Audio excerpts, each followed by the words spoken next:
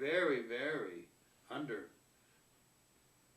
what would you say, underplaying his own role that was often so significant. You know, like when he was Farrell Hetty's assistant, you know, at the university, you know. And I wouldn't hear a great deal about that. He would just play that, a mediator. Maybe that's what the metaphor that's so important for him. Going between groups, going between Farrell Hetty and the community. Farrell Hetty needed Ted. Now you were teaching. Oh yes, I was at. Oh yes, I was at the university then. Yes. And very active with the anti-war movement, and that was part of what became a contentious issue on campus. You know, after Kent State, the occupying of the student union and so on. And at that point, Farrell Hetty really needed someone like Ted Martinez, because Farrell was quiet and unassuming.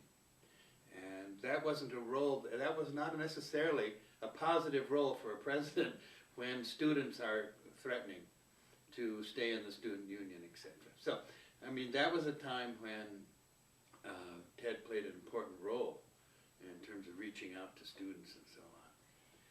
Can you talk more about that occupation of the sub and Martinez's role? Sure I can. I was there. So, you were in the sub? No, I was on outside of the sub.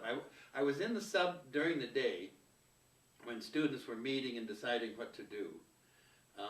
But I wasn't there when they finally decided they decided to occupy it overnight. And I wasn't there for that. I came home. Then, for some reason, as you probably know, the National Guard was called up.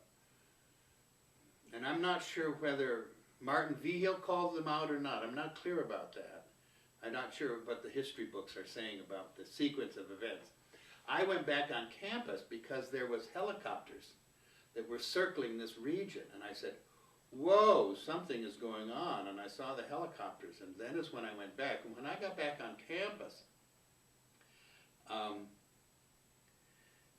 the National Guard was already there. And there were young people in the National Guard who were very scared and very anxious about their role. And someone gave them the command to unsheath their bayonets. It was totally